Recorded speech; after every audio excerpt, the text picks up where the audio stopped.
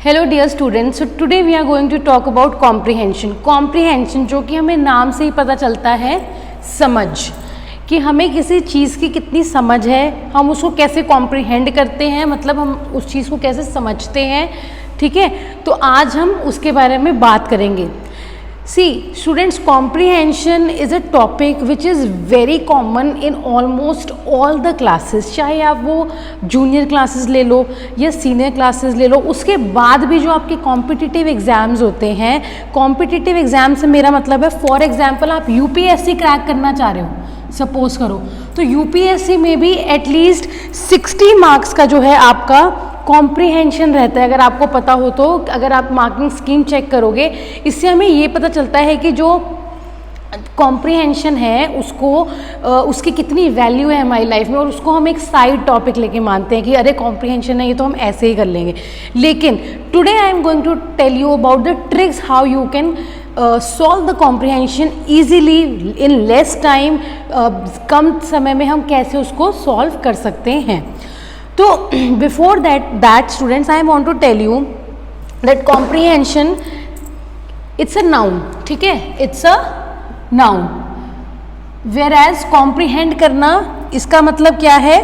Comprehend करने का मतलब है समझना, that is a verb. Alright, so the examiner wants to see, जो एग्जामिनर है वो देखना चाहता है, वो चेक करना चाहता है कि जो हमारी समझ है किसी चीज़ के लिए वो कितनी है, हम किसी चीज़ को कितना समझते हैं और किस तरीके से समझते हैं। So also we can call it as wisdom, कि हमें उस चीज़ का कितनी समझ है। तो आई होप आपको अब तक कॉम्प्रिहेंशन का मीनिंग समझ आ गया होगा कि हम बेसिकली कॉम्प्रिहेंशन से हम क्या समझते हैं। ये अपने आप में ये एक वर्ड है समझ, तो समझना मतलब समझ को कैसे समझते हैं। सो बेसिकली जो पॉइंट्स मैं आप लोगों को आज बताने वाली हूँ, आपको ध्यान से सुनना है, बिकॉज उसके बाद मुझे नहीं लगता कि आपको कॉम्प्रिहेंशन को सॉल्व करने में किसी भी तरीके की कोई भी प्रॉब्लम आएगी। ठीक है, तो सबसे पहले जो मैं पॉइंट आपको बताऊंगी वो आपको अच्छे से याद रखना है, सो दैट आपको फ्यूचर में किसी भी तरीके की कॉम्प्रिहेंशन को सॉल्व करते हुए प्रॉब्लम ना आए। See students, it is common, again I am telling you, चाहे आप 3rd क्लास में हो, 4th में हो, 5th में हो, 6th 7th 8th 9th, be it any class, this is a common topic. ठीक है, आप अगर 9th में हो, 10th में हो, 11th 12th में हो, 9th to 12th में आप देखोगे सेक्शन ए जो हमारा होता है रीडिंग सेक्शन, उसके अंदर 20 मार्क्स के जो सिर्फ और सिर्फ अनसीन पैसेज ही आते हैं। और आपको पता होगा कि वो भी कौन कौन से होते हैं, एक होता है फैक्चुअल और एक होता है डिस्कर्सिव। इनमें सिर्फ यही डिफरेंस होता है कि ये थोड़ा सा एम्बिगुअस, मतलब ये थोड़ा सा इसमें आपको रिलेशन नहीं मिलेगा कि फर्स्ट और सेकंड पैराग्राफ में इतना कोई खास रिलेशन नहीं होता। ये बहुत ही डिफरेंट टाइप ऑफ पैसेज होता है, मतलब फैला हुआ पैसेज, कोई इसमें स्पेसिफिक आपकी रिलेशन नहीं होगी एक की दूसरे से। फैक्चुअल में बेस्ड ऑन द फैक्ट्स, ये मतलब आपको मोर स्पेसिफिक लगेगा एज कम्पेयर टू डिस्कर्सिव। ये दोनों पैसेज जो हैं हमारे 9th to 12th board exams में भी, बोर्ड एग्जाम में भी आते हैं, और इनफैक्ट इसमें मोस्टली बच्चे it because of this marks भी डिडक्ट होते हैं, क्योंकि इसमें बहुत सारे क्वेश्चंस ऐसे होते हैं जो थोड़ा सा डिफ़िकल्ट हो जाता है हमें उसको सॉल्व करना। तो वो भी हम लोग डिस्कस करेंगे कि हम उन क्वेश्चंस को कैसे सॉल्व कर सकते हैं। सबसे पहला स्टेप्स है कि हमें जब हम कॉम्प्रिहेंशन की बात करते हैं तो there are some steps to follow, हमें कुछ स्टेप्स की बात करनी है। वो क्या स्टेप्स हैं? सबसे फर्स्ट स्टेप है रीड द पैसेज केयरफुली। अब आप बोलोगे ma'am read the passage carefully, no, दोबारा से समझो, पैसेज को नहीं पढ़ना आपको पढ़ना है क्वेश्चन को। जो आपको क्वेश्चन दे रखा है उसको आपने अच्छे से पढ़ना है। अब आप बोलोगे ma'am what about the passage, देखो this is the biggest mistake that we commit while solving this passage. हमें कभी भी, because see when we read a passage, एक पेज का तो पूरा पैसेज होता ही है यूजुअली, तो जब वो पैसेज है उसको हमें पढ़ते पढ़ते ही हाफ एन आवर तो ऐसे ही लग जाएगा या 15 minute, depend on your reading capacity कि आप एक चीज़ को कितनी जल्दी पढ़ते हो। उसके लिए आपको अपनी रीडिंग कैपेसिटी को इंक्रीज करना होगा। अब आप बोलोगे मैम वो कैसे करें, ये आप ऐसे कर सकते हो, डेवलप करो रीडिंग हैबिट, जितना हो सके रीड रीड रीड रीड, जितना पॉसिबल है रीडिंग हैबिट बढ़ाओ, फटाफट रीड करने की कोशिश करो फटाफट के, उससे आपको ये हो जाएगा कि आपकी रीडिंग स्पीड बढ़ जाएगी। लेकिन जब हम कॉम्प्रिहेंशन की बात करते हैं तो आपको पैसेज तो पढ़ना ही नहीं है, आपको सीधा डायरेक्ट आना है कहाँ पे, क्वेश्चन पे, कि क्वेश्चन क्या दे रखा है, सो दैट आपको जब हम उसको सॉल्व करने बैठेंगे तो आपका टाइम बचेगा। अब आपको कहोगे मैम कि क्वेश्चन पढ़ के सीधा हम पैसेज पे कैसे जाए, वो मैं आपको एक एग्जाम्पल के हेल्प से बताऊंगी, लेकिन आपको ये स्टेप याद रखना है कि आपको कभी भी पैसेज नहीं पढ़ना है, you just have to start reading the question, सीधा ही उस पे आ जाओ आप क्वेश्चन पे, ठीक है। नेक्स्ट आपका जो पॉइंट है, इंग्लिश टू इंग्लिश अंडरस्टैंडिंग, आपको जो है इसको अंडरस्टैंड करना है इंग्लिश में, ठीक है। अब ये मत सोचना कि मैम बहुत सारे आपको पैसेज में ऐसे वर्ड्स मिलेंगे जिसके आपको मीनिंग को समझने में प्रॉब्लम होएगी, बट दैट डजंट मीन कि आप उसको सॉल्व नहीं कर पाओगे। इंग्लिश को आपको इंग्लिश में ही समझने की कोशिश करना है, उसको आपने ये नहीं है कि आप उसको पहले हिंदी में ट्रांसलेट करो, because that will eventually consume a lot of time, आपका बहुत ज़्यादा टाइम उसमें वेस्ट हो जाएगा। ऑलराइट, उसके बाद आपका नेक्स्ट पॉइंट है कि आपको जो आपका पैराग्राफ है 1 and 2, पैराग्राफ 1 and 2 जो आपके क्वेश्चन 1 और 2 होंगे, आप देख लेना कि वो इन्हीं पैराग्राफ में से पूछ रखे होंगे, इससे बाहर से नहीं होएगा। तो जब भी आप क्वेश्चन फर्स्ट और सेकंड पढ़ोगे तो आपको सिर्फ और सिर्फ उसको पैराग्राफ 1 और 2 में ही फाइंड आउट करना है, रादर देन कि आप उस पूरे पैसेज को पढ़ो। That is I again and again I am saying कि आपको पूरा पैसेज पढ़ने की नीड नहीं है, आपको मेक श्योर करना है कि आप सिर्फ उन्हीं पैराग्राफ्स पे ही फोकस करो। उसके बाद आता है जो कुछ हमारे समटाइम्स दे में ask us about the opposite words, कि हमारे से एंटोनिम पूछ लिए जाते हैं, ठीक है, सिनोनिम्स पूछ लिए जाते हैं, सेम मीनिंग के वर्ड्स पूछ लेते हैं पैसेज में। लास्ट में आपने देखा होगा ना कि लास्ट में आपसे पूछ लेते हैं find the opposite of let's say day, night होएगा, लेकिन समटाइम्स व्हाट हैपेंस कि कभी कभी सेम वर्ड्स भी पूछ लेते हैं, तो आपको उसके लिए क्या करना है, उसके लिए भी आपकी एक ट्रिक है, और ऑल्सो एक आता है कि टाइटल दो इस पैसेज को। इसका क्या करना है हमें, आपको ये हम तब पढ़ेंगे, हमें सबसे लास्ट में करने हैं, जब हमें पैसेज की एक नॉलेज हो जाएगी, एक हमारी अंडरस्टैंडिंग, हम उसको कॉम्प्रिहेंड कर लेंगे, उसके बाद हमें इस पे फोकस करना है, ना कि सबसे पहले ही अच्छा पहले तो मैं एंटोनिम ढूंढ लेता हूँ या मैं सिनोनिम ढूंढ लेता हूँ या मैं टाइटल ढूंढ लेता हूँ। नो, बिकॉज उससे क्या होएगा, आपका एक तो आप फटाफट से फिर से पैराग्राफ को, यानी कि आप 10 से 12 बार अगर आप कभी ध्यान लगाओगे तो आप 10 to 12 टाइम्स पैसेज को पढ़ लेते हो इस चक्कर में। तो ये आपको कब करने हैं, लास्ट में करने हैं, जब आप ऑलमोस्ट सभी क्वेश्चंस को रीड कर चुके होगे, ठीक है। उसके बाद जब ये टाइटल की when you will read and solve all the passage you will understand the answers on your own, जब आप पूरा पैसेज सॉल्व कर लोगे तो अपने आप आपको इसके आंसर्स मिल जाएंगे, ठीक है।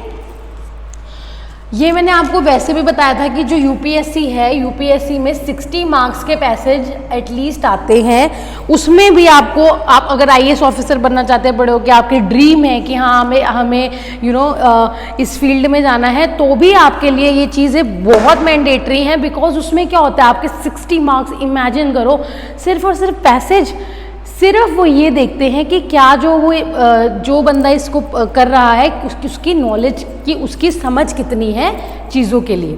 तो इसलिए आपको ये पॉइंट्स को ध्यान में रखना है कि आज नहीं, आपके फ्यूचर में भी आपके काम आएंगे, just not limited to your these classes, beyond that also, ठीक है। तो ये कुछ पॉइंट्स है जो मेरे को आपको बताने थे कि आपको समझने हैं।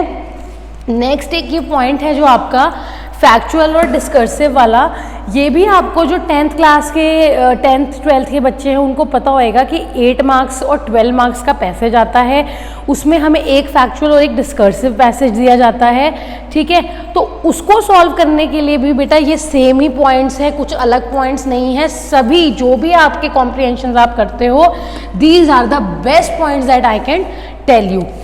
अब एक चीज़ मैं आपको और बताऊंगी, this is a book of grammar book of 8th class. तो इसमें से एक पैसेज का मैं आपको एग्जाम्पल देना चाह रही हूँ फटाफट से, एक स्मॉल एग्जाम्पल। तो इससे क्या होएगा कि आपको पता चल जाएगा कि जो मैंने यहाँ पॉइंट्स दिए हैं वो रिलेट कर भी पा रही हूँ या नहीं। ये सबसे फर्स्ट ही पैसेज है आपका, दैट इज़ कॉमनवेल्थ गेम्स, ठीक है। अब ये आप खुद ही देख लो कितना बड़ा पैसेज है, ऑलमोस्ट 1.5 से भी ज़्यादा पेज का पैसेज है। क्या मैं इसको पढ़ूं? नहीं, लेट्स स्टार्ट करते हैं हम इसको सिर्फ क्वेश्चन पढ़ने से। When and where were the 2010 Commonwealth Games held? What was the role of Delhi Tourism Department in making the Commonwealth Games a successful event? तो मेरे पास यहाँ 2 क्वेश्चन हो गए कॉमनवेल्थ के ऊपर। सबसे पहला क्वेश्चन था कि कब हुए और कहाँ हुए 2010 के कॉमनवेल्थ गेम्स, ठीक है। तो ये क्वेश्चन मेरे पास है। अब मैं फटाफट से, मुझे पता है कि मैंने 2 क्वेश्चन पढ़ लिए, has to be in paragraph 1 and 2। तो आप देखोगे कि सबसे पहले फर्स्ट सेकंड या थर्ड लाइन में मेरे को ये मिल गया कि ये जो है कहाँ पे हुए थे, आपके अक्टूबर में हुए थे, और कहाँ हुए थे? दिल्ली में हुए थे, ठीक है। तो ये मेरे को सेकंड या थर्ड लाइन में मेरा आंसर मिल गया। उसके बाद का मेरा क्वेश्चन था, अब मैं देखो मैं इसको पूरा पढ़ती रादर देन, मैंने फटाफट से इसका 2-3 लाइन्स में ही क्वेश्चन को आंसर फाइंड आउट कर लिया। What was the role of Delhi tourism department in making the Commonwealth Games a successful event? अब दिल्ली टूरिज्म डिपार्टमेंट का क्या रोल था कॉमनवेल्थ गेम्स को एक सक्सेसफुल इवेंट बनाने का, ठीक है। तो अब इसको भी मैं फटाफट से अपने पैराग्राफ 2 में फाइंड आउट करने की कोशिश करूंगी कि जो दिल्ली से रिलेटेड हमें इसमें पूछा गया है कि दिल्ली का क्या सपोर्ट था इसमें, उसने क्या करा। Department successful the unbound support from everyone made the event a memorable one. ये लास्ट फर्स्ट पैराग्राफ के लास्ट लाइन में इसका आंसर दे रखा है, ठीक है।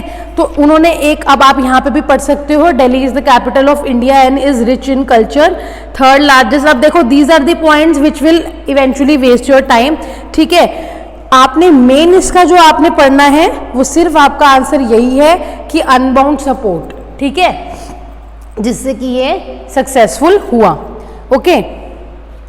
अब इसके बाद नेक्स्ट क्वेश्चन है, right the names of a few places of tourist attraction in Delhi.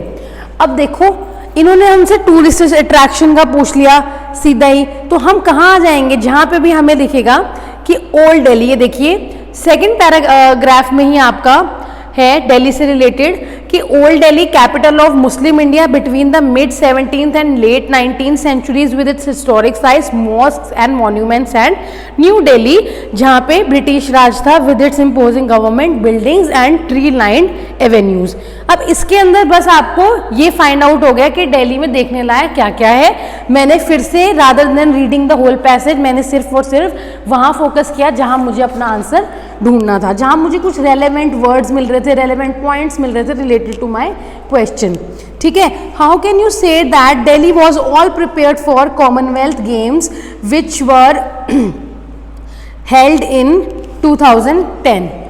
सो अब हमें फिर से इसको पढ़ने की ज़रूरत पड़ेगी कि जो दिल्ली है उसमें क्या वो प्रिपेयर था? यस वो प्रिपेयर था। वॉज इट प्रिपेयर और नॉट? येस और नो में हमें इसका आंसर देना है, that you can also find out from the passage. अब उसके बाद हमारे पास ट्रू फॉल्स में स्टेटमेंट्स है अकॉर्डिंग टू दिस। समटाइम्स कुछ पैसेज में आपका एंटोनिम सिनोनिम होता है, कुछ पैसेज में आपका, जैसे कि मैंने बताया, टाइटल पूछ लिया जाता है, तो वो हम कब इजीली फाइंड आउट कर सकते हैं? जब हम पूरा पैसेज, हमने पूरे क्वेश्चंस ऑलमोस्ट सॉल्व कर लिए होते हैं, ताकि हमें ज़्यादा प्रॉब्लम ना आए उसको सॉल्व करने में, हमें ज़्यादा टाइम ना लगे। अब देखो कभी कभी लास्ट में क्वेश्चन और भी आ जाता है, write a few lines to prove that Delhi has a rich culture, tradition and history. तो इसका क्या आंसर हो सकता है कि हमें कुछ पॉइंट्स लिखने हैं फेवर में, दिल्ली के फेवर में, जिससे हमें पता चले कि उसका कल्चर रिच है, ट्रेडिशन में वो रिच है, और उसकी हिस्ट्री भी और उसकी हिस्ट्री के बारे में। तो ये यहाँ पे देखो आपको थर्ड में ही मिल जाएगा, थर्ड पैराग्राफ में, कि culture of Delhi reflects rich heritage of the past coupled with influence of modern lifestyle. यहाँ पे अगर आप यहाँ से पढ़ना शुरू करोगे तो आपको 4-5 लाइन्स आराम से मिल जाएंगी, जिससे कि आप दिल्ली के बारे में, उसके कल्चर के बारे में आराम से लिख सकते हो। That would not be a big task, ठीक है। सो इससे हमें पता चला, उसके बाद भी हमारे पास कुछ क्वेश्चंस रह गए हैं। Being a citizen of Delhi, what could you have done to make this event a great success. अब जब आप इस पैसेज को थोड़ा बहुत रीड करोगे तो आप पढ़ोगे कि हाँ इसमें ये हुआ था, लेकिन हम उसमें और क्या ऐड कर सकते हैं, what all things we can do, जिससे कि हमारा कॉन्ट्रीब्यूशन हो जाए और एक तरीके से हमारी हेल्प हो जाए उस चीज़ को आगे बढ़ाने में। उसके बाद है write a short to note letter to your friend about the Commonwealth games. अब ये लेटर है फ्रेंड को, इनफॉर्मल लेटर है। लेटर राइटिंग की वीडियो में ऑलरेडी मैंने बनाई हुई है, अगर आप उसको देखोगे तो you can already you will easily find out कि आपको ये लेटर कैसे लिखना है। So this is student the end of this particular comprehension. So I hope आपको ये टॉपिक समझ में आ गया होगा। Thank you so much for watching my video. ऐसे और वीडियोज़ को के लिए you can subscribe our YouTube channel. Thank you so much.